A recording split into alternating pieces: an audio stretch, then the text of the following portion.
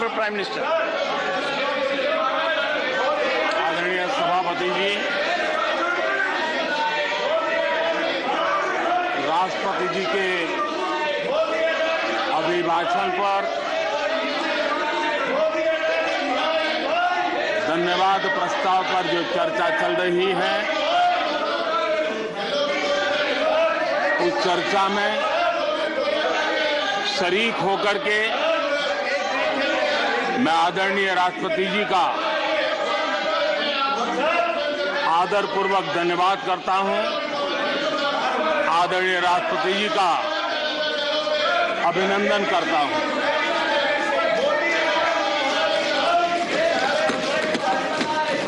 आदरणीय राष्ट्रपति जी दोनों सदनों को संबोधित करते हुए उन्होंने विकसित भारत का एक खाका और विकसित भारत के संकल्प के लिए एक रोड मैप को प्रस्तुत किया है। देश के लिए उनका ये जो कंट्रीब्यूशन है, जो मार्गदर्शन है, उसके लिए Nothing will go on record. Nothing will go on record.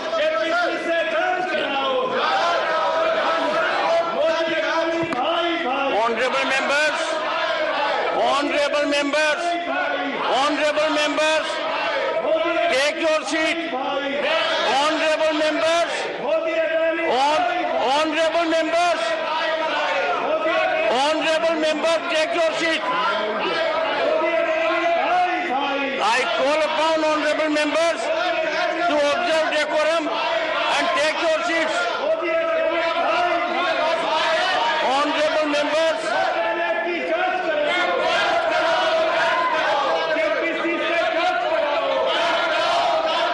honorable members, take your seats. Record accept the honorable Prime Minister's address. आदरणीय सभापति जी, मैं उन सभी सदस्यों का भी आभार व्यक्त करता हूं जिन्होंने इस चर्चा में भाग लिया, अपनी कल्पना के अनुसार चर्चा को विस्तार देने का प्रयास भी किया और इसलिए मैं सदन में हिस्सा लेने और चर्चा में हिस्सा लेने वाले सभी आदरणीय सदस्यों का धन्यवाद करता हूं। आदरणीय सभापति जी, ये सदन राज्यों का सदन है। बीते दशकों में अनेक बुद्धिजीवियों ने इस सदन से देश को दिशा दी है, देश का मार्गदर्शन किया है। इस सदन में अनेक साथी ऐसे हैं जो अपने व्यक्तिगत जीवन में भी बहुत कुछ सिद्धियां प्राप्त की हुई हैं, अपने व्यक्तिगत जीवन में बहुत बड़े काम भी किए हुए हैं और इसलिए इस सदन में जो भी बात होती है उस बात को कुछ लोगों का व्यवहार, कुछ लोगों की वाणी न सिर्फ सदन को लेकिन देश को निराश करने वाली रही।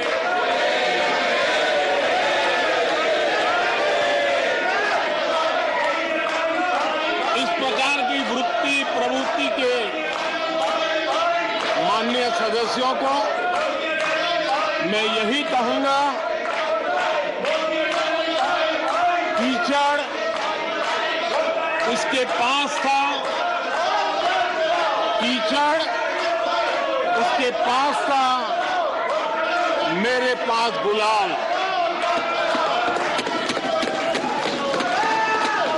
कीचड़ जिसके पास था मेरे पास गुलाल, जो भी जिसके पास था उसने दिया उछाल।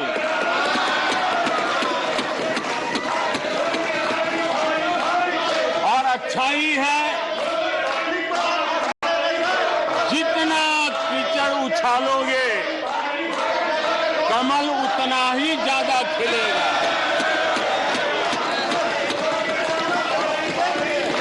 और इसलिए कमल खिलाने में आपका प्रत्यक्ष परोक्ष जो भी योगदान है, इसके लिए मैं उनका भी आभार व्यक्त करता हूं।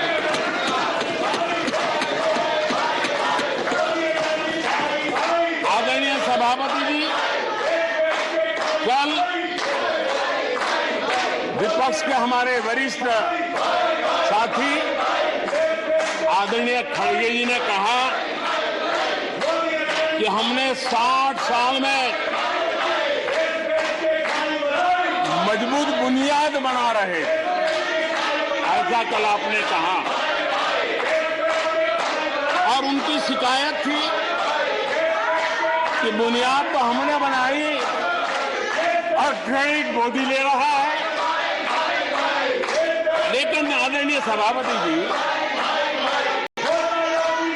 2014 में आकर के जब मैंने बारीकी से चीजों को बड़ी गहराई से देखने का प्रयास किया, फर्स्ट हैंड इंफॉर्मेशन लेने का प्रयास किया, तो मुझे नजर आया कि 60 साल कांग्रेस के परिवार ने, हो सकता है उनका इरादा मजबूत नींव बनाने का हो, मैं उस पर कोई टिप्पणी करना नहीं चाहता, लेकिन 2014 के बाद आकर के मैंने देखा कि उन्होंने गड्ढे ही गड्ढे कर दिए थे। उनका इरादा नींव का होगा, लेकिन उन्होंने गड्ढे ही गड्ढे कर दिए। और आदरणीय सभापति जी, जब वो गड्ढे खोद रहे थे, 6 दशक बर्बाद कर दिए थे, उस समय दुनिया के छोटे छोटे देश भी सफलता के शिखरों को छू रहे थे, आगे बढ़ रहे थे।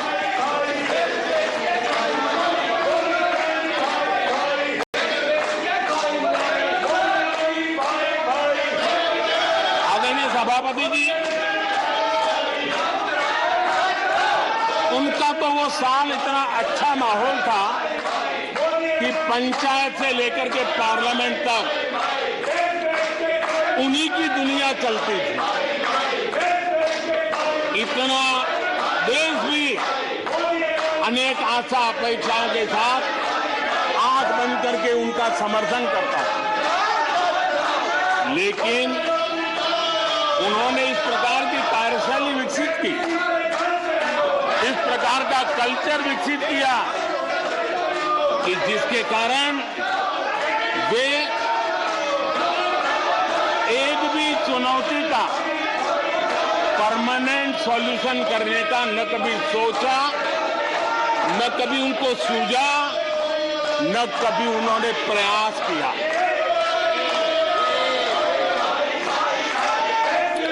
वे बहुत हो हल्ला हो जाता था तो चीजों को छू लेते थे, टोकनिज्म कर लेते थे और फिर आगे चले जाते थे। समस्याओं का समाधान करना ये उनका दायित्व था। देश की जनता समस्याओं से जूझ रही थी, देश की जनता देख रही थी कि समस्या का समाधान कितना बड़ा लाभ कर सकता है, लेकिन उनकी प्रायोरिटीज अलग थी, उनके इरादे अलग थे और उसके कारण किसी भी बात का परमानेंट सॉल्यूशन का प्रयास नहीं किया। आदरणीय सभापति जी,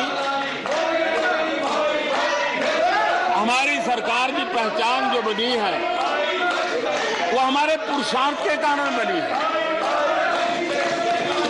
एक के बाद उठाए गए कदमों के कारण बनी हुई और आज हम परमानेंट सॉल्यूशन की दिशा में आगे बढ़ते रहे हैं।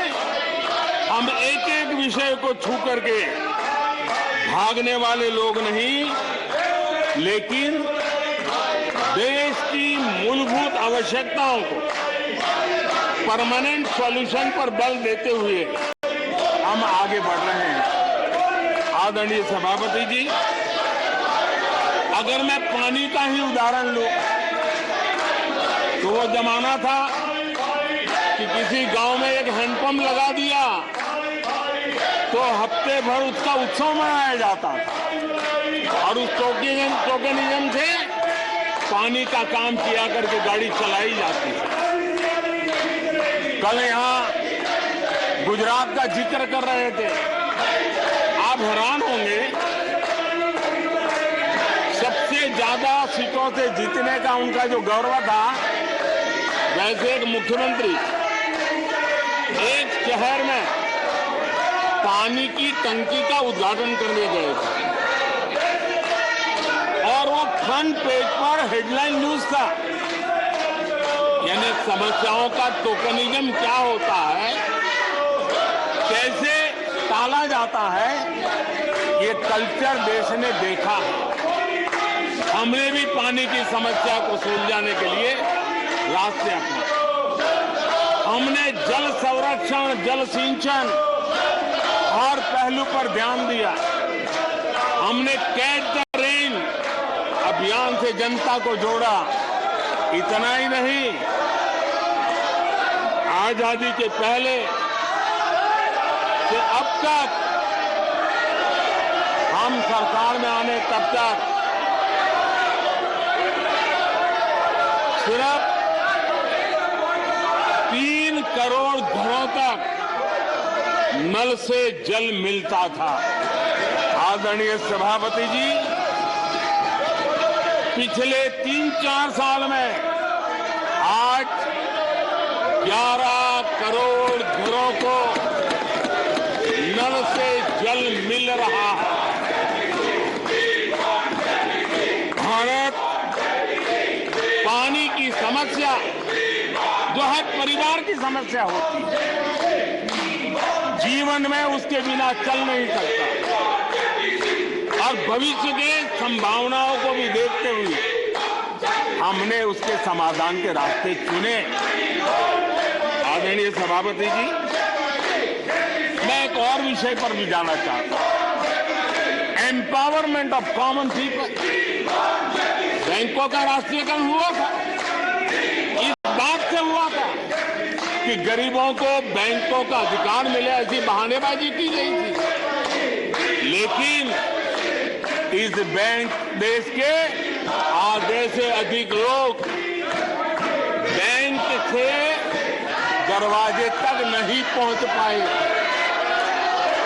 हमने परमानेंट सॉल्यूशन निकाला और जनधन अकाउंट का अभियान चलाया, बैंकों को मोटिवेट किया, ऑन बोर्ड लिया। पिछले 9 साल में ही 48 करोड़ जनधन बैंक खाते खोले गए। इसमें 32 करोड़ बैंक खाते ग्रामीण और कस्बों में हुए हैं। यानी देश के गांव तक प्रगति की मिसाल को ले जाने का प्रयास हुआ। कल खड़गे जी शिकायत कर रहे थे कि मोदी जी बार बार मेरे चुनावी क्षेत्र में आते हैं। वो कह रहे थे मोदी जी कलबुर्गी आ जाते हैं। नजर में कलबुर्गी में 8 लाख से ज्यादा जनधन खाते खुले हैं। अब सभापति जी बताइए, इतने बैंक के खाते खुल जाए, इतना एम्पावरमेंट हो जाए, लोग इतने जागरूक हो जाए और किसी का इतने सालों के बाद खाता बंद हो जाए तो उनकी पीड़ा मैं समझ सकता हूं और बार बार उनका दर्द झलकता है। और मैं तो हैरान हूं, कभी कभी यहां तक कह देते हैं कि एक दलित को हरा दिया। अरे भाई, उसी इलाके की जनता जनार्दन है, उसने दूसरे दलित को जीता दिया। अब आपको जनता नकार दे रही है, आपको हटा रही है, आपका खाता बंद कर रही है और आप रोना यहां रो रहे हो। आदरणीय सभापति जी,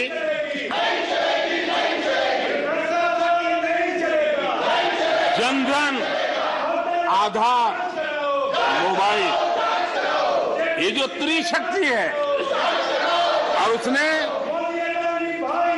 सीधा डायरेक्ट बेनिफिट ट्रांसफर, उस योजना के तहत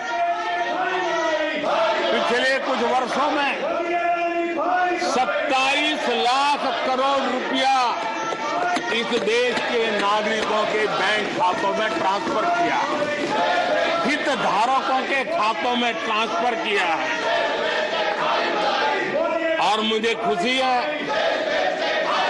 कि डायरेक्ट बेनिफिट ट्रांसफर, ये टेक्नोलॉजी का उपयोग करने के कारण इस देश के 2 लाख करोड़ रुपए से ज्यादा पैसे जो किसी इकोसिस्टम के गलत हाथों में जाता था, वो बच गया है।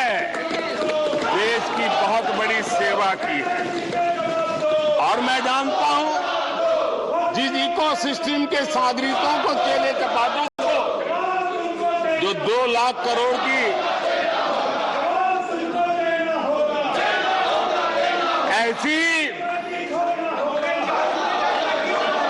फायदे मिलते रहते थे, उनका चिल्लाना भी बहुत स्वाभाविक है।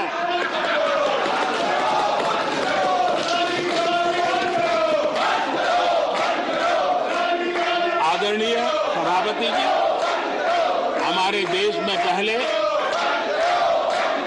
परियोजनाएं अटकाना, लटकाना, भटकाना, ये उनकी कार्य संस्कृति का हिस्सा बन गया था।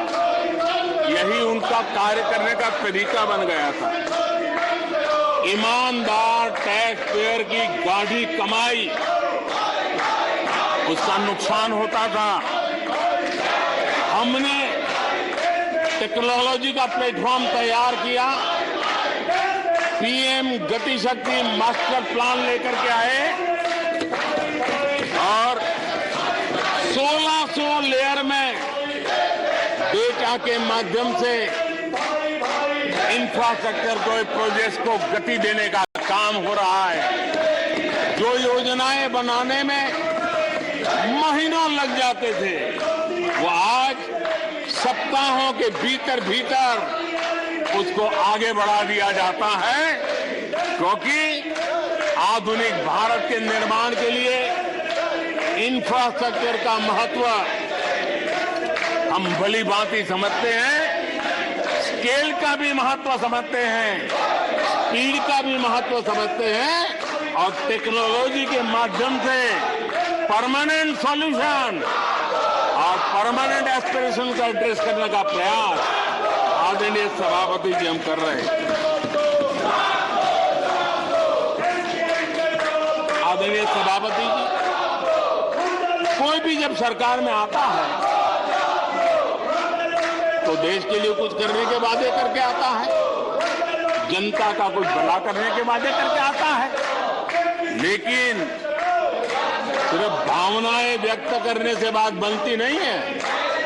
आप कह दें कि हम ऐसा चाहते हैं, हम ऐसा चाहते हैं, जैसे कभी कहा जाता था गरीबी हटाओ, 4 दशक हो गए हैं, हुआ कुछ नहीं।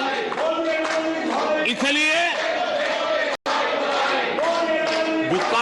गति क्या है,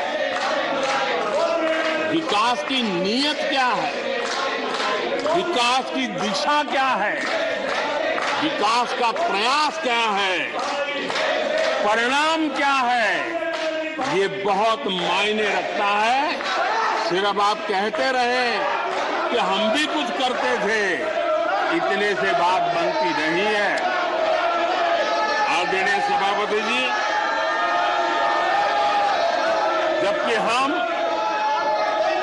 जनता को उनकी प्राथमिकताओं के आधार पर, उनकी आवश्यकताओं, और जब जनता की इतनी बड़ी आवश्यकताओं के लिए मेहनत करते हैं तो हम पर दबाव भी बढ़ता है, हमें मेहनत भी ज्यादा करनी पड़ती है, हमें परिश्रम भी ज्यादा करना पड़ता है। लेकिन हमने, जैसे महात्मा गांधी जी कहते थे, श्रेय और प्रेय, हमने श्रेय का रास्ता चुना है, प्रिय लग जाए आराम कर लें, वो रास्ता हमने नहीं चुना है।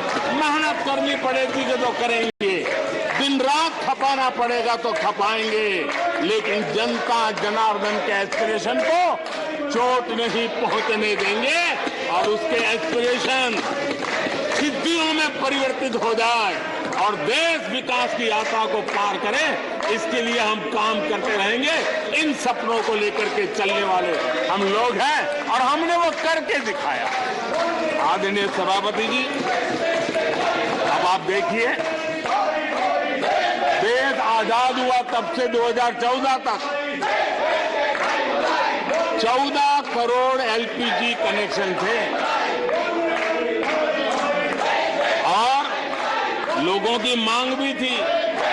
लोग सांसदों के पास जाते थे कि हमें एलपीजी कनेक्शन मिल जाए,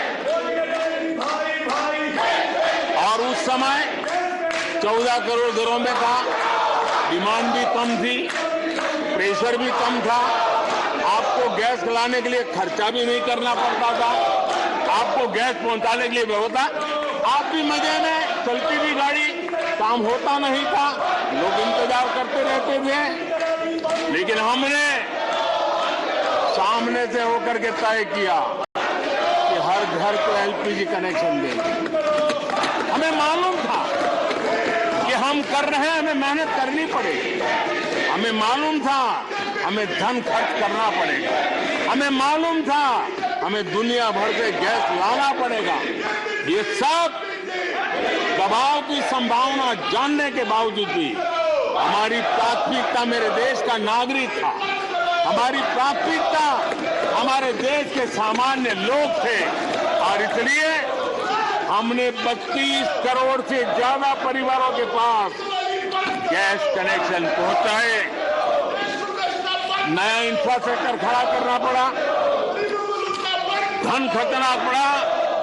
आदरणीय सभापति जी, इस एक उदाहरण से आप समझ सकते हैं कि हमें कितनी मेहनत करनी पड़ी होगी, लेकिन हमने आनंद के साथ, संतोष के साथ, गर्व के साथ इस मेहनत को किया, और मुझे खुशी है कि सामान्य मानवी को उसका संतोष मिला। इससे बड़ा एक सरकार के लिए संतोष क्या हो सकता है। आदरणीय सभापति जी, आजादी के अनेक दशकों के बाद भी इस देश में 18,000 से ज्यादा गांव ऐसे थे जहां बिजली नहीं पहुंची थी, और ये गांव अधिकतर हमारे आदिवासी बस्ती के गांव थे, हमारे पहाड़ों पर जिंदगी गुजारने वालों के लोगों के गांव थे, जनजातीय से गांव थे, नॉर्थ ईस्ट के गांव थे। लेकिन ये उनके चुनाव के हिसाब किताब में बैठता नहीं था, इसलिए इनकी प्रायोरिटी नहीं था। हम जानते थे ये कठिन काम इन्होंने छोड़ दिए हैं। हमने कहा हम तो मक्खन पे लकीर करने वाले नहीं, पत्थर पे लकीर करने वाले लोग हैं। हम इस चुनौती को भी उठाएंगे, हम इस चुनौती को भी उठाएंगे, और हमने हर गांव में बिजली पहुंचाने का संकल्प उठाया। समय सीमा में 18,000 गांवों में बिजली पहुंचाई और उस चुनौतीपूर्ण काम करने के पीछे गांवों में एक नई जिंदगी की अनुभूति हुई। उनका विकास तो हुआ, लेकिन सबसे बड़ी बात हुई देश की व्यवस्था पर उनका विश्वास बढ़ा। और विश्वास बहुत बड़ी ताकत होती है। जब देश के नागरिकों का विश्वास बनता है तब वो लाखों करोड़ों गुना एक सामर्थ्य में परिवर्तित हो जाता है। वो विश्वास हमने जीता है और हमने मेहनत की, हमें मेहनत पड़ी, लेकिन मुझे खुशी है उन दूर दराज के गांवों को आजादी के इतने सालों के बाद नई आशा की किरण दिखाई दी, संतोष का भाव प्रकट हुआ और वो आशीर्वाद आज हमें मिल रहे हैं। आदरणीय सभापति जी, पहले की सरकारों में कुछ घंटे बिजली आती थी, कहने को तो लगता था बिजली आ गई, गांव के बीच में खंभा डाल दिया तो हर साल उसकी संवत्सरी मनाते थे, फलानी तारीख को खंभा डाला गया था, बिजली तो आती नहीं थी। आज बिजली पहुंची इतना ही नहीं, औसत हमारे देश में 22 घंटे बिजली देने के प्रयास में हम सफल हुए हैं। हमें इस काम के लिए नई ट्रांसमिशन लाइनें लगानी पड़ी, हमें नए ऊर्जा उत्पादन के लिए काम करना पड़ा, हमने सौर ऊर्जा की ओर जाना पड़ा, हमें रिन्यूएबल एनर्जी का नए क्षेत्र खोजने पड़े। हमने लोगों को उनके भाग्य पर नहीं छोड़ दिया, राजनीतिक फायदे घाटे की बात नहीं सोची, हमने देश का आने वाली कल उज्जवल बनाने का रास्ता चुना। हमने खुद के लिए दबाव बढ़ाया, लोगों की मांग बढ़ने लगी, दबाव बढ़ने लगा, हमने मेहनत वाला रास्ता चुना और इसके नतीजे आज देश देख रहा है। देश ऊर्जा के क्षेत्र में प्रगति की ऊंचाइयों को प्राप्त कर रहा है। आदरणीय सभापति जी,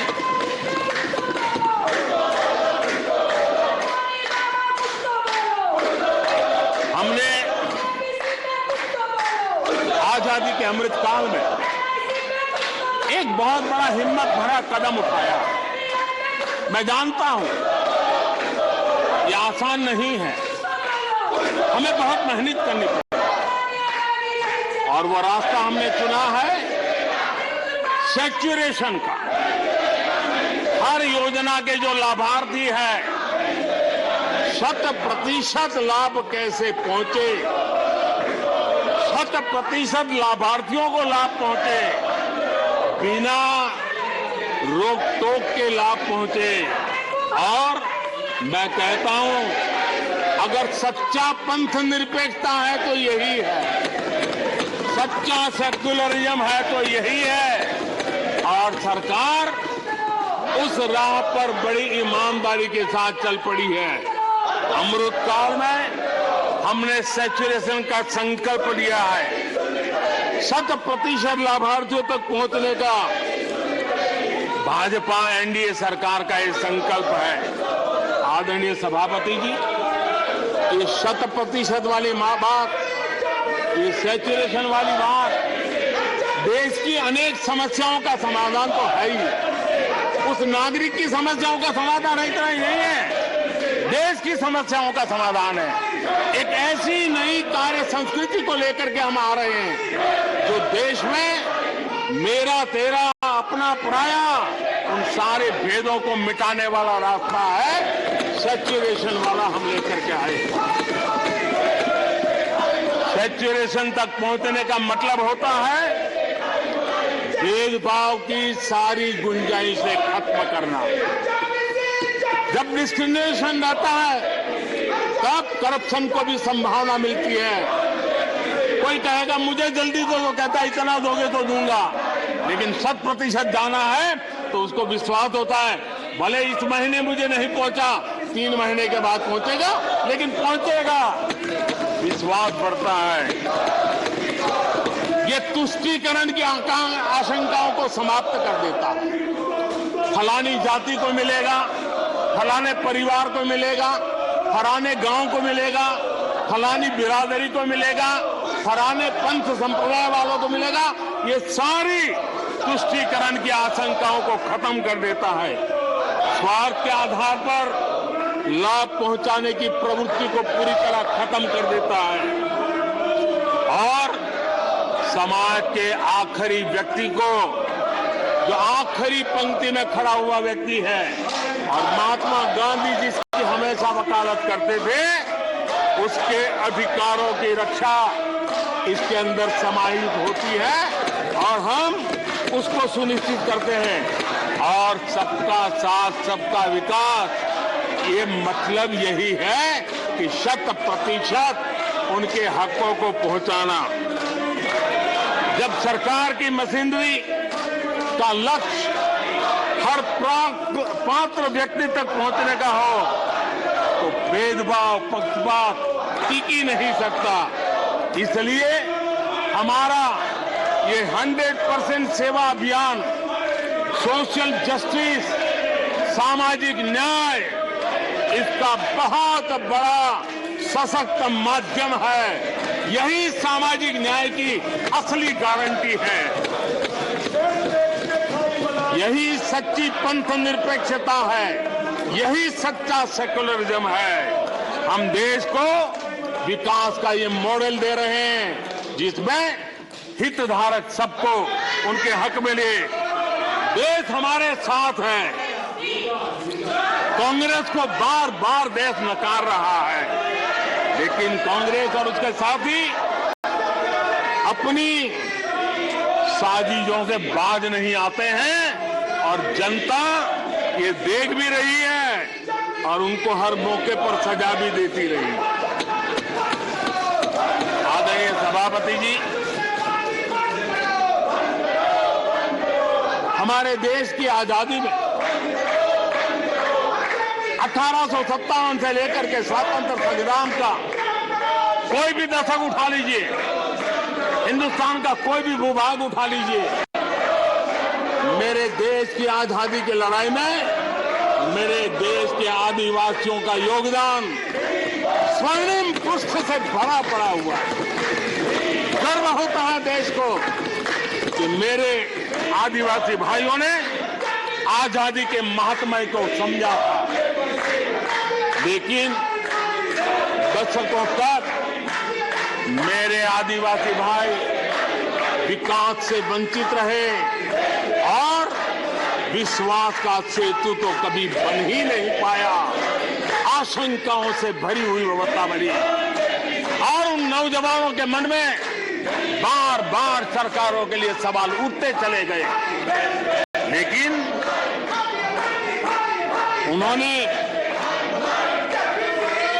सही नियत से काम किया होता, नेक नियत से काम किया होता, आदिवासियों के कल्याण के प्रति समर्पण भाव से काम किया होता, तो आज 21वीं सदी के तीसरे दशक में मुझे इतनी मेहनत नहीं करनी पड़ती, लेकिन उन्होंने नहीं किया।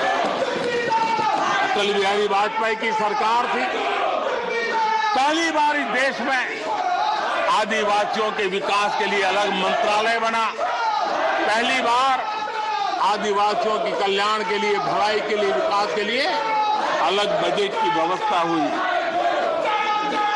आदरणीय सभापति जी, हमने 110 जिलों को आकांक्षी जिलों के रूप में आइडेंटिफाई किया, जो विकास में पीछे रह गए, सामाजिक न्याय जैसे महत्व का है, एवं भौगोलिक रूप से भी जो पीछे रह गए हैं उनको न्याय दिलाना उतना ही आवश्यक होता है।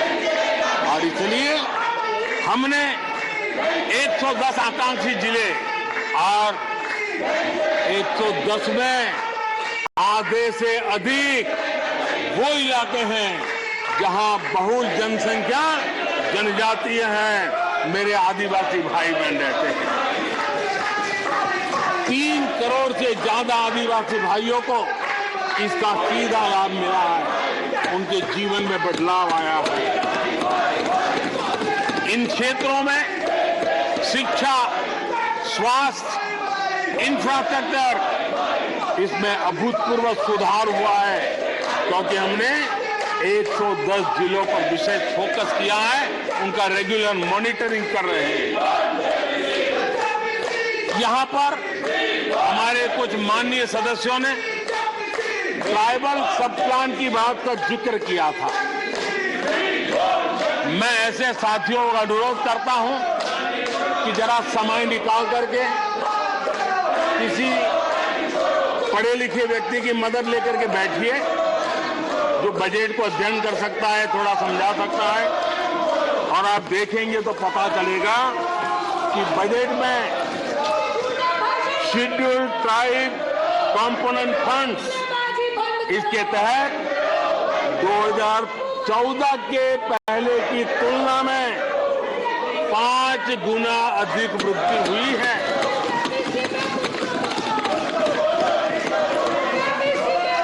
आदरणीय सभापति जी, 2014 के पहले जब उनकी सरकार थी, तब एलोकेशन 20-25 हजार करोड़ रुपए के आसपास रहता था। बहुत पुरानी बात नहीं है, सिर्फ 20-25 हजार करोड़ रुपए। आज यहां आकर के गीत गा रहे हैं। हमने आकर के इस वर्ष 1,20,000 करोड़ का प्रावधान किया। हमने बीते 9 वर्षों में हमारे आदिवासी, हमारे जनजातीय भाई बहनों के उज्जवल भविष्य के लिए और बच्चों के उज्जवल भविष्य के लिए 500 नए एकलव्य मॉडल स्कूल स्वीकृत किए हैं, और ये 4 गुना ज्यादा बढ़ोतरी है। इतना ही नहीं, स्कूलों में टीचर, स्टाफ, इस बार हमने 38,000 नए लोगों के रिक्रूटमेंट का, हमने भर्ती का इस बजट में प्रावधान किया। आदिवासियों के कल्याण के लिए समर्पित हमारी सरकार ने, मैं जरा आपको फॉरेस्ट राइट एक्ट की बात की तरफ ले जाना चाहता हूं। आदरणीय सभापति जी, देश आजाद होने से लेकर हमारे आने से पहले 2014 के पहले पट्टे दिए गए थे 23,000। हमारे आने के बाद 80,000 से अधिक सामुदायिक पट्टे दिए गए हैं। लिप सिंपैथी बता करके आदिवासियों की भावनाओं के साथ खेलने के बजाय अगर कुछ किया होता तो आज मुझे इतनी मेहनत न करनी पड़ती और ये काम पहले आराम से हो जाता, लेकिन ये उनकी प्रायोरिटी में नहीं था। आदरणीय सभापति जी, इनकी अर्थनीति, उनकी समाज नीति, उनकी राजनीति वोट बैंक के आधार पर ही चलती रही और उसके कारण समाज की जो बेसिक ताकत होती है, स्वरोजगार के कारण देश की आर्थिक गतिविधि बढ़ाने वाला जो सामर्थ्य होता है, इन्होंने हमेशा नजरअंदाज कर दिया। उनको वो इतने छोटे लगते थे, इतने बिखरे हुए लगते थे, तो उसका उनको कोई मूल्य ही नहीं था। जो छोटे छोटे काम में जुड़े हुए, जो स्वरोजगार के ऊपर समाज पर बोझ बने बिना समाज में कुछ न कुछ वैल्यू एडिशन करते हैं, उनके प्रति दुर्लक्ष्य किया गया। छोटे काम में जुटे इन करोड़ों लोगों को भुला दिया गया।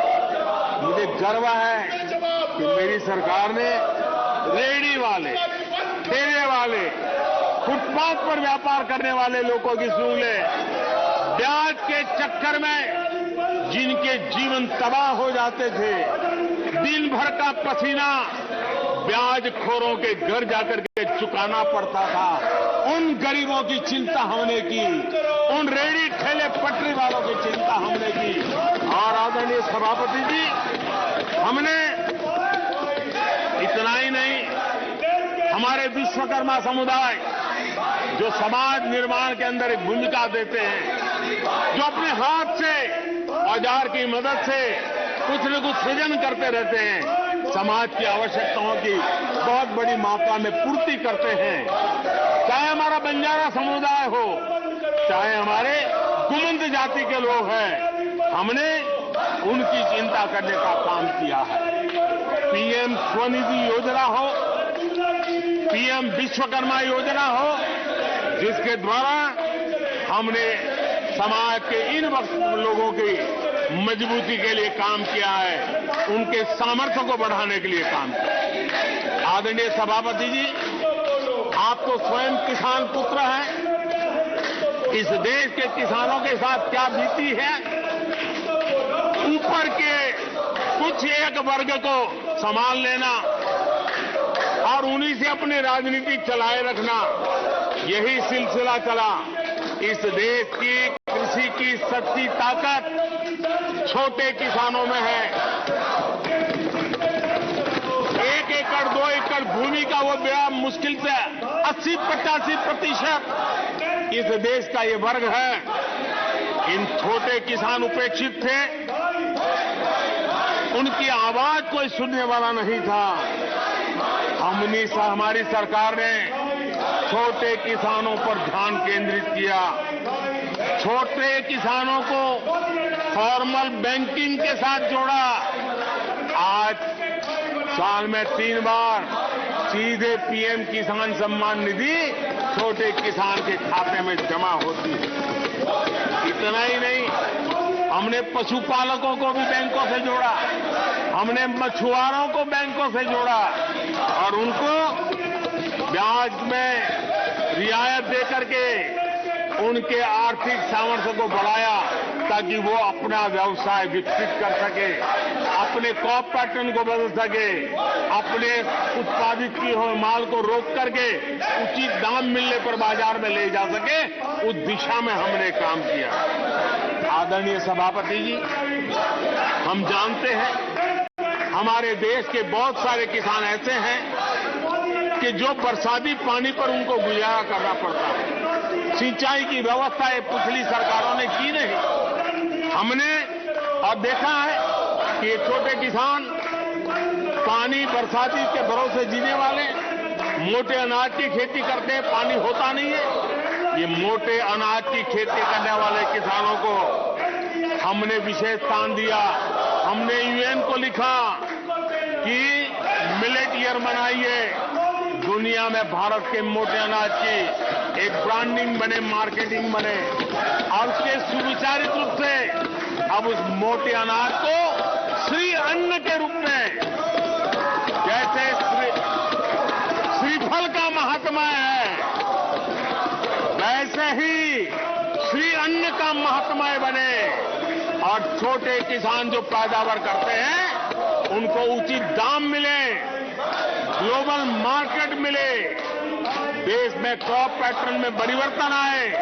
और इतना ही नहीं, ये मिलेट सुपर फूड है, पोषण के लिए बहुत बड़ी ताकत है। हमारे देश के नई पीढ़ी को पोषण की समस्या के समाधान में भी ये काम आए, जो मेरे छोटे किसान को भी मजबूत करेगा। हमने फर्टिलाइजर में भी अनेक नए विकल्प डेवलप किए हैं, उसका भी लाभ मिल रहा है। आदरणीय सभापति जी,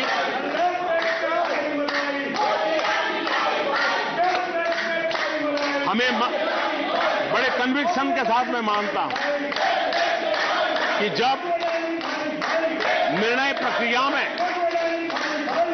माताओं बहनों की भागीदारी बढ़ती है तो परिणाम अच्छे मिलते हैं, जल्दी मिलते हैं और निर्धारित लक्ष्य को प्राप्त करने वाले होते हैं। और इसलिए माता बहनों की भागीदारी बढ़े, वे निर्णय प्रक्रिया में हमारे साथ जुड़े, उस दिशा में महिला सशक्तिकरण को लेकर के, महिलाओं के नेतृत्व के विकास के लिए हमारी सरकार ने प्राथमिकता दी है। सदन में हमारे एक माननीय सदस्य ने कहा कि महिलाओं को टॉयलेट देने से क्या महिलाओं का विकास हो जाएगा? हो सकता है उनका ध्यान सिर्फ टॉयलेट पे गया हो, वो उनकी कठिनाई होगी, लेकिन मैं जरा बताना चाहता हूं, मुझे इस बात का गर्व है और मैं गर्व अनुभव करता हूं क्योंकि मैं राज्य में रह करके आया हूं, मेरे गांव में जिंदगी गुजार के आया हूं। मुझे गर्व है कि 11 करोड़ शौचालय बना करके मैंने मेरी माताओं बहनों को इज्जत कर दिया है।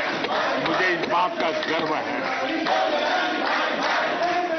हमारी माताओं बहनों, हमारी बेटियों के जीवन चक्र की तरफ जरा नजर करें।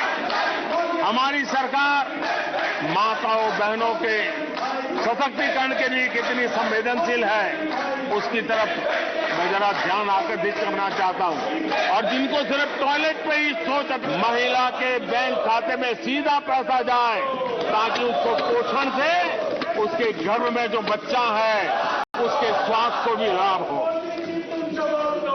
हमारे यहां माता मृत्यु दर, शिशु मृत्यु दर, इस गंभीर समस्या से मुक्ति का एक उपाय इंस्टीट्यूशनल डिलीवरी, हमारे गरीब से गरीब मां की इंस्टीट्यूशनल डिलीवरी हो, शिशु का जन्म अस्पताल में हो, इसके लिए हमने धन भी खर्च करना तय किया और व्यापक अभियान भी चलाया और उसके सुफल दिखाई भी दे रहे हैं।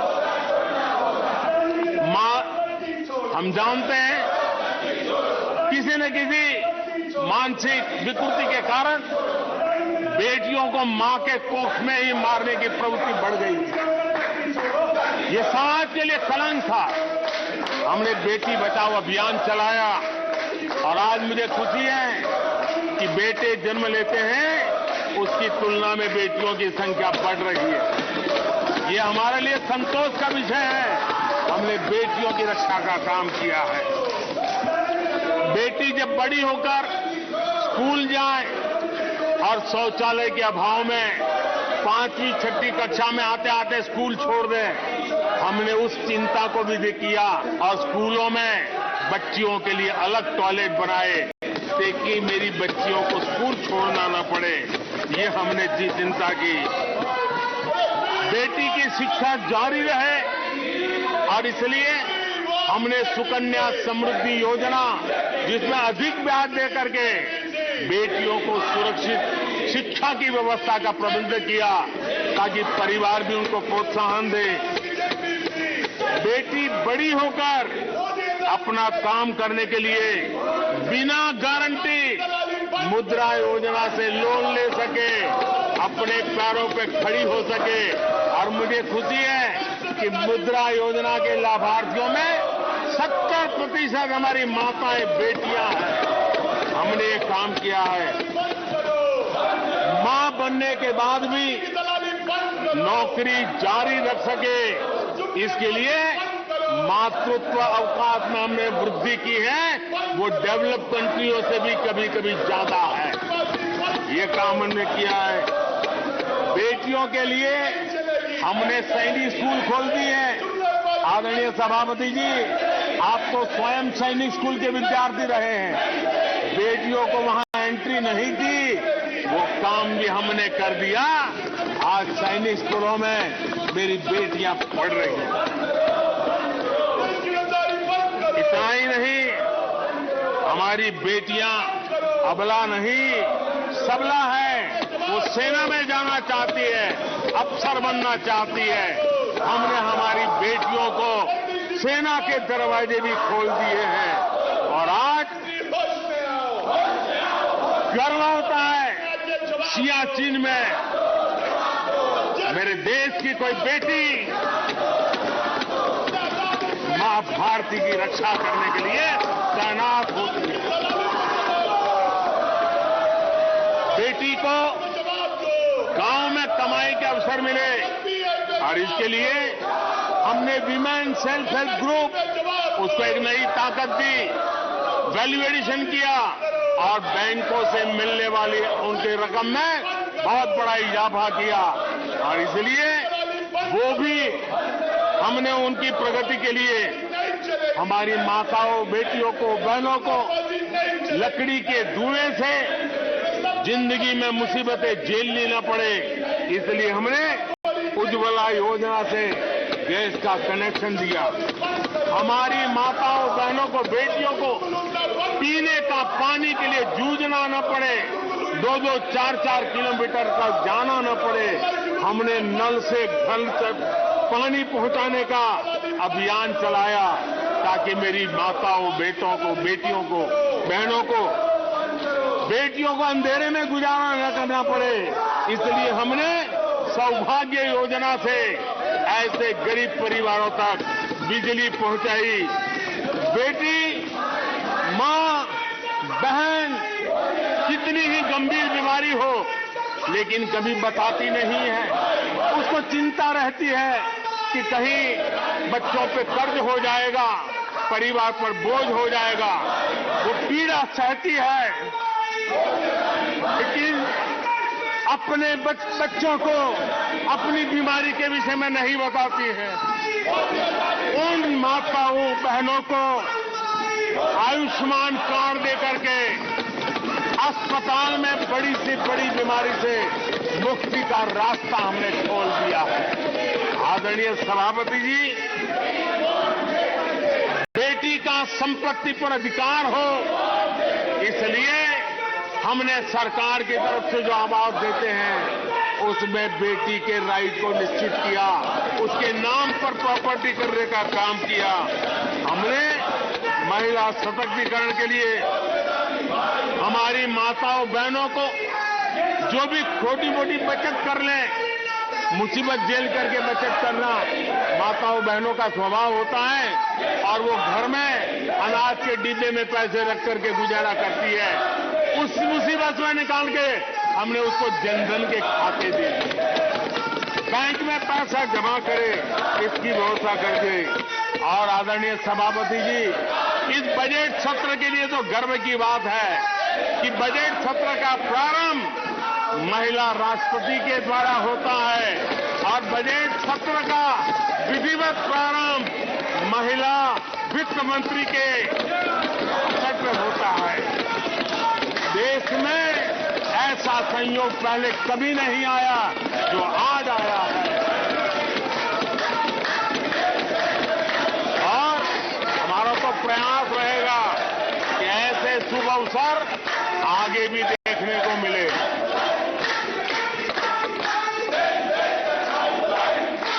आदरणीय सभापति जी,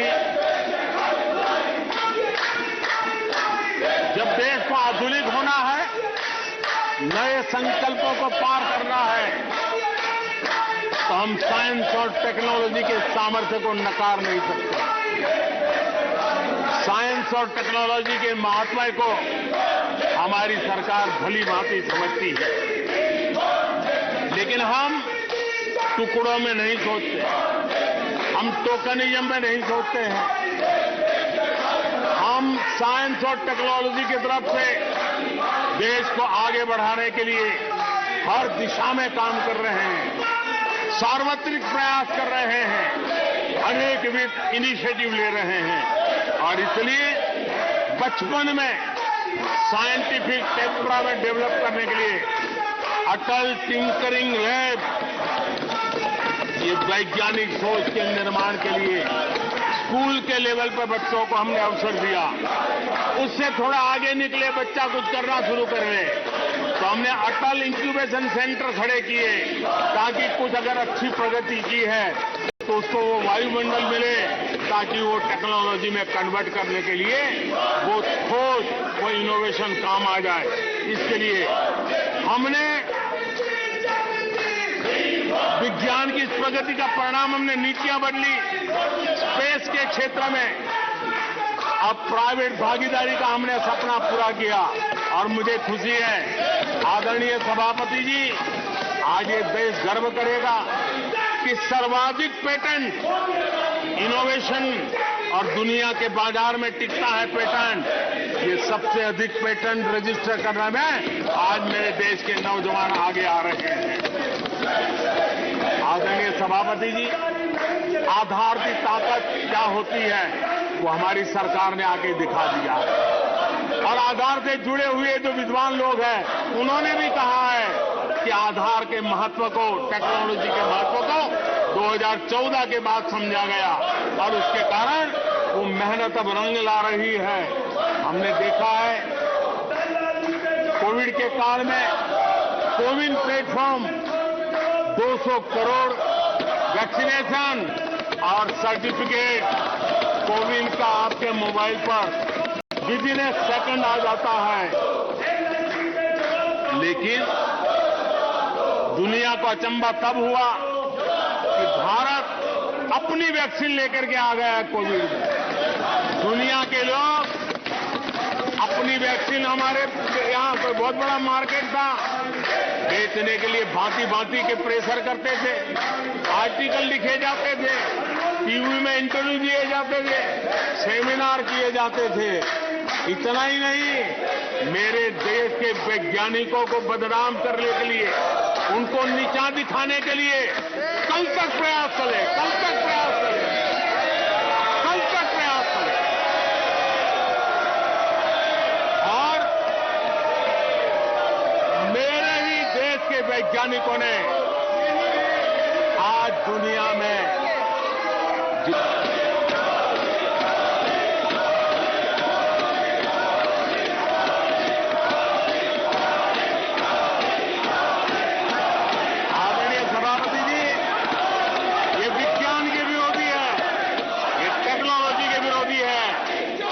वैज्ञानिकों को बदनाम करने का कोई मौका नहीं छोड़ते। फार्मेसी की दुनिया में हमारा देश एक ताकत बन के उभर रहा है, दुनिया की फार्मेसी का हब बन रहा है। हमारे नौजवान नए नए इनोवेशन कर रहे हैं, उसको बदनाम करने के रास्ते खोज रहे हैं ये लोग। उनको देश की चिंता नहीं है, अपने राजनीतिक उठापटक की चिंता है। ये दुर्भाग्य है देश का। आदरणीय सभापति जी, आज मैं बाली में था, G20 देश के समूह डिजिटल इंडिया इसको समझने के लिए लड़ाई रहते थे। सक्सेस को पूरी दुनिया ने प्रभावित किया है। डिजिटल लेन देन में आज हिंदुस्तान दुनिया का लीडर बना हुआ है। आदरणीय सभापति जी, हमें खुशी है आज 100 करोड़ से ज्यादा मोबाइल फोन मेरे देशवासियों के हाथ में है। आदरणीय सभापति जी, एक समय था हम मोबाइल इंपोर्ट करते थे, आज गर्व है मेरा देश मोबाइल एक्सपोर्ट कर रहा है। 5G हो, AI हो, IoT हो, उस तकनीक को आज देश बहुत तेज गति से अपना रहा है, उसका विस्तार कर रहा है। ड्रोन, इसका इस्तेमाल सामान्य जीवन में हो, सामान्य नागरिक की भलाई हो, हमने पॉलिसी में वो बदलाव किया और दवाइयां दूर सुदूर इलाकों में ड्रोन से पहुंचाने का काम आज मेरे देश में हो रहा है। साइंस और टेक्नोलॉजी के महत्व को आज खेत में मेरा किसान ड्रोन की ट्रेनिंग लेकर के खेती में ड्रोन का क्या उपयोग हो, आज मेरे गांव में दिखाई दे रहा है। जियो स्पेशल सेक्टर में हमने दरवाजे खोल दिए। ड्रोन के लिए एक पूरा नया विकास का विस्तार करने का अवसर हमने कर दिया। आज देश में यूएन जैसे लोग चर्चा करते हैं कि दुनिया में लोगों के पास अपने पास जमीन के घर के मालिकाना हक नहीं है। यूएन की चिंता है दुनिया। भारत ने ड्रोन की मदद से, स्वामित्व योजना से गांव में, घरों में उसका नक्शा और मालिकी हक देने का काम किया है। उसको कोर्ट कचहरी के चक्करों से और कभी घर बंद हो कोई आकर के कब्जा कर न ले, सुरक्षा का एहसास दिया है। हमने टेक्नोलॉजी का भरपूर प्रयास कॉमन मैन के लिए करने की दिशा में सफलता पाई है। आज देश टेक्नोलॉजी के क्षेत्र में आधुनिक विकसित भारत के सपने में उसका महात्मा है और इसलिए ह्यूमन रिसोर्स डेवलपमेंट, इनोवेशन, इसका महात्मा बहुत है और इसलिए दुनिया की एकमात्र फॉरेंसिक साइंस यूनिवर्सिटी हमारे देश में है। हमने गति शक्ति यूनिवर्सिटी बना करके इंफ्रास्ट्रक्चर की दुनिया में एक नई पहल की है। हमने एनर्जी यूनिवर्सिटी बना करके आज देश रिन्यूएबल एनर्जी के क्षेत्र में एक नया जंप लगाए। अभी से हमारे नौजवान तैयार हो उस दिशा में हम कर रहे हैं। हमारे देश में टेक्नोक्रेट की तरफ, इंजीनियर्स की तरफ, साइंस की तरफ नफरत करने में कांग्रेस ने अपने शासनकाल में कोई कमी नहीं रखी है और साइंस और टेक्नोलॉजी को सम्मान देने में हमारे कार्यकाल में कोई कमी नहीं रखी है। ये हमारा रास्ता है।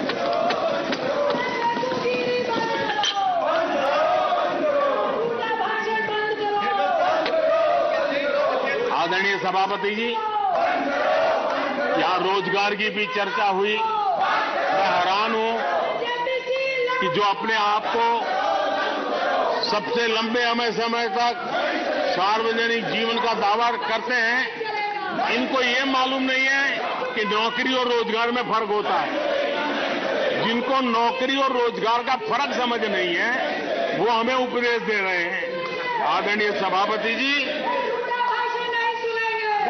नए नए नैरेटिव गढ़ने के लिए आधी अधूरी चीजों को पकड़ करके झूठ फैलाने के प्रयास हो रहे हैं।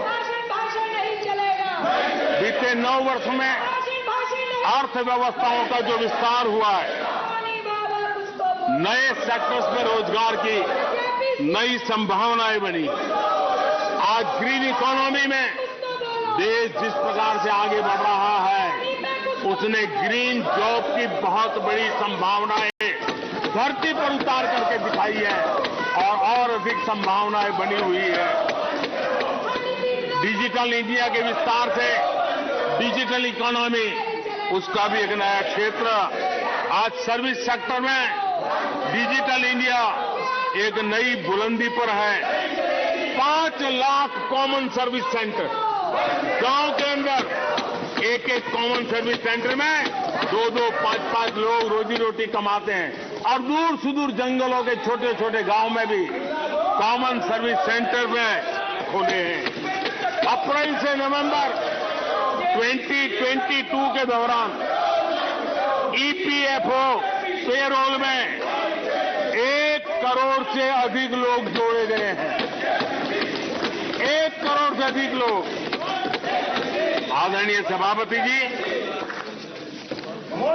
आत्मनिर्भर भारत रोजगार योजना, इसके जरिए 60 लाख से अधिक नए कर्मचारियों का लाभ हुआ है। आत्मनिर्भर भारत अभियान के तहत हमने अपने उद्यमियों के लिए स्पेस, डिफेंस, ड्रोन, माइनिंग, कोल अनेक क्षेत्रों को खोला है, जिसके कारण रोजगार की संभावना में नई गति आई है। और देखिए, हमारे नौजवानों ने इन सारे कदमों का आगे आकर के अवसर उठाया है, उसका फायदा। आदरणीय सभापति जी, रक्षा के क्षेत्र में यह देश आत्मनिर्भर बने, ये देश के लिए बहुत आवश्यक है। मुझे खुशी है कि रक्षा के क्षेत्र आत्मनिर्भरता का मिशन लेके हम चले। आज 350 से ज्यादा निजी कंपनियां रक्षा के क्षेत्र में आई है और करीब 1 लाख करोड़ रुपए का एक्सपोर्ट रक्षा के क्षेत्र में मेरा देश कर रहा है और अभूतपूर्व रोजगार इस क्षेत्र में भी पैदा हुए हैं। आदरणीय सभापति जी, रिटेल से लेकर के टूरिज्म तक हर सेक्टर का विस्तार हुआ है। खादी और ग्रामोद्योग, महात्मा गांधी के साथ जो व्यवस्था जुड़ी हुई है, खादी ग्रामोद्योग को भी डुबो दिया था। आजादी के बाद सर्वाधिक खादी ग्रामोद्योग के रिकॉर्ड तोड़ने का काम हमारे कालखंड में हुआ है। आदरणीय सभापति जी, इंफ्रास्ट्रक्चर में हो रहा रिकॉर्ड निवेश, चाहे रेल का काम होता हो, रोड का काम होता हो, पोर्ट का काम होता हो, एयरपोर्ट का काम होता हो, प्रधानमंत्री ग्राम सड़क योजनाएं बनती हो, ये सारे इंफ्रास्ट्रक्चर के काम, उसके लिए जो मटेरियल लगता है, उस इंडस्ट्री में रोजगार की संभावनाएं बढ़ी है। हर जगह निर्माण कार्य के अंदर मजदूर से लेकर मैकेनिक तक हर प्रकार के रोजगार की संभावनाएं, इंजीनियर से लेकर के श्रमिक तक हर किसी के लिए रोजगार के नए अवसर बने हैं। और उसी के कारण यूथ विरोधी नीति लेकर के चले हुए लोगों को आज यूथ नकार रहा है, और यूथ के भलाई के लिए हम जिन नीतियों को लेकर के चल रहे हैं, इसको आज देश स्वीकार कर रहा है। आदरणीय सभापति जी, यहां भी ये भी कहा गया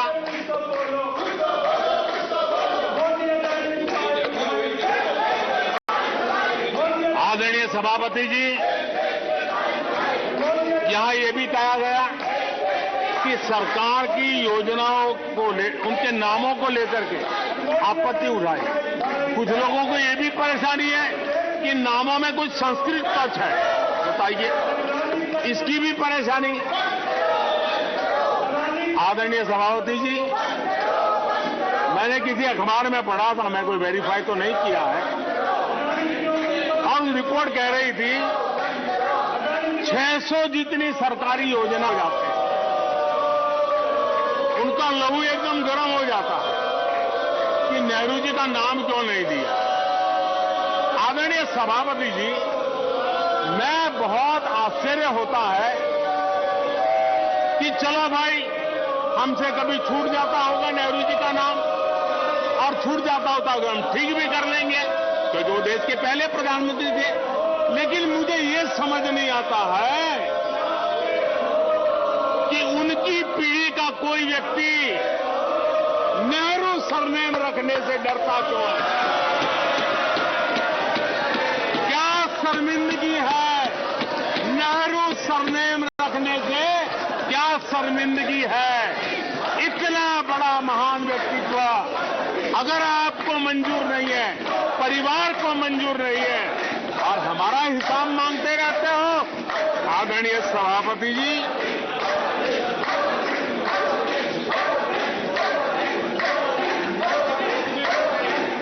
कुछ लोगों को समझना होगा, ये सदियों पुराना देश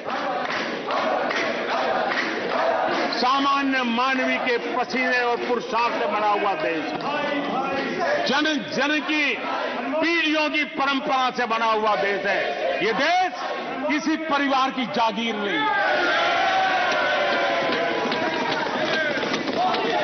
हमने मेजर ध्यानचंद जी का नाम पर खेल रत्न का पुरस्कार कर दिया। अंडमान में नेताजी सुभाष के नाम पर, स्वराज के नाम पर हमने द्वीपों का नामकरण किया। हमें गर्व हो रहा है। नेताजी सुभाष बोस के योगदान के लिए देश गर्व करता है, हम गर्व करते हैं। इतना ही नहीं, जो लोग आए दिन हमारे देश की सेना को नीचा दिखाने का मौका नहीं छोड़ते, हमने इन द्वीपों को परमवीर चक्र प्राप्त करने वाले सेनानियों के नाम कर दिया। आने वाली सदियों तक कोई हिमालय की चोटी एक एवरेस्ट व्यक्ति के नाम पर एवरेस्ट बन गई। मेरे द्वीप समूह मेरे परमवीर चक्र विजेता मेरे देश के सेनानियों के नाम कर दिया। ये हमारी श्रद्धा है, ये हमारी भक्ति है। और उसको लेकर के हम चलते हैं आदरणीय और इससे आपको तकलीफ है और तकलीफ व्यक्त भी हो रही है। हर एक की तकलीफ व्यक्त करने के रास्ते अलग होंगे। हमारा रास्ता है सकारात्मक। कभी कभी अब ये सदन है, एक प्रकार से राज्यों का महात्मा है। हम पर ऐसे भी आरोप लगाए जाते हैं कि हम राज्यों को परेशान करते हैं। आदरणीय सभापति जी, मैं लंबे अरसे तक राज्य का मुख्यमंत्री रह करके आया हूं। फेडरलिज्म का क्या महत्व होता है वो भली बातें समझता है, उसको जी करके आया हूं। और इसलिए हमने कोऑपरेटिव कॉम्पिटिटिव फेडरलिज्म पर बल दिया है। आओ हम पर्दा करें, हम आगे बढ़े, हम सहयोग करें, हम आगे बढ़े, उस दिशा में हम चले हैं।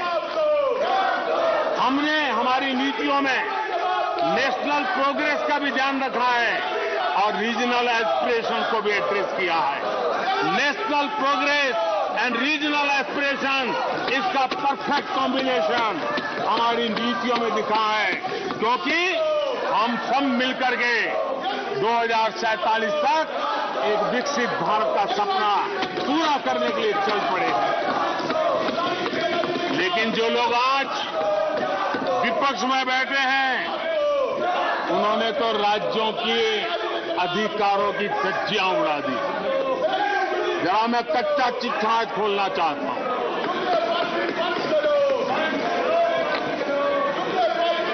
जरा इतिहास उठा करके देख लीजिए,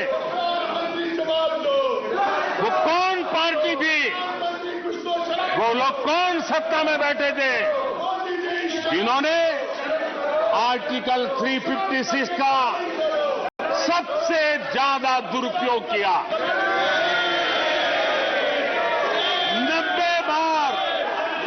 90 बार चुनी हुई सरकारों को गिरा दिया। कौन है वो? कौन है जिन्होंने किया? कौन है जिन्होंने किया?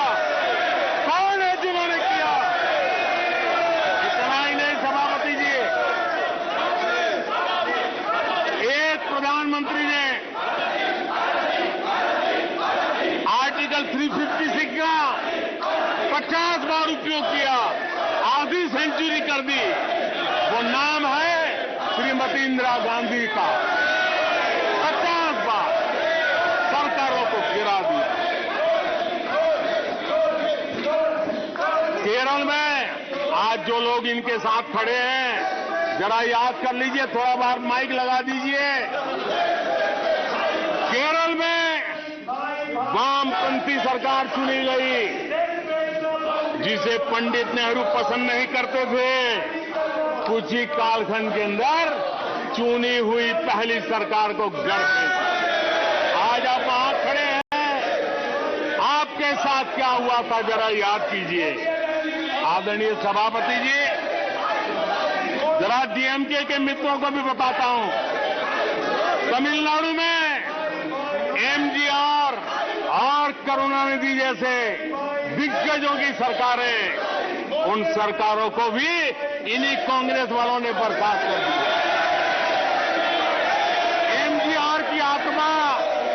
एमजीआर की आत्मा देखती होगी आप कहां खड़े हो। यहां पर पीछे बैठे हैं इस सदन के वरिष्ठ सदस्य और जिनको मैं हमेशा एक आदरणीय नेता मानता हूं, श्रीमान शरद पवार जी। 1980 में शरद पवार जी का आयु 35-40 साल की थी। एक नौजवान मुख्यमंत्री महाराष्ट्र की सेवा करने के लिए निकला था, उनकी सरकार को भी गिरा दिया गया और आज वो वहां है। आज वो वहां हर क्षेत्रीय नेता को उन्होंने परेशान किया और एनटीआर के साथ क्या किया। यहां कुछ लोग आज कपड़े बदले होंगे, नाम बदला होगा, ज्योतिषियों की सूचना के अनुसार नाम बदला होगा, लेकिन कभी वो भी उनके साथ थे। उस एनटीआर की सरकार को, और वो तबियत के लिए अमेरिका गए थे। अपने हेल्थ के लिए गए थे, आपने एनटीआर की सरकार को गिराने का प्रयास किया। ये कांग्रेस की राजनीति का स्तर था।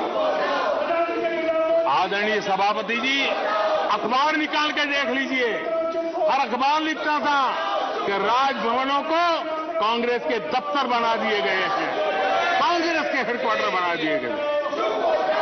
2005 में झारखंड में एनडीए के पास ज्यादा सीटें थी, लेकिन गवर्नर ने यूपीओ को शपथ के लिए बुला लिया था। 1982 में हरियाणा में भाजपा और देवीलाल के पास प्री पोल उनका एग्रीमेंट था, उसके बावजूद भी गवर्नर ने कांग्रेस की सरकार के लिए निमंत्रण कर दिया था। ये कांग्रेस के पाप, और आज देश को गुमराह करने की बातें कर रहे हैं। आदरणीय सभापति जी, मैं एक बात को जानना चाहता हूं,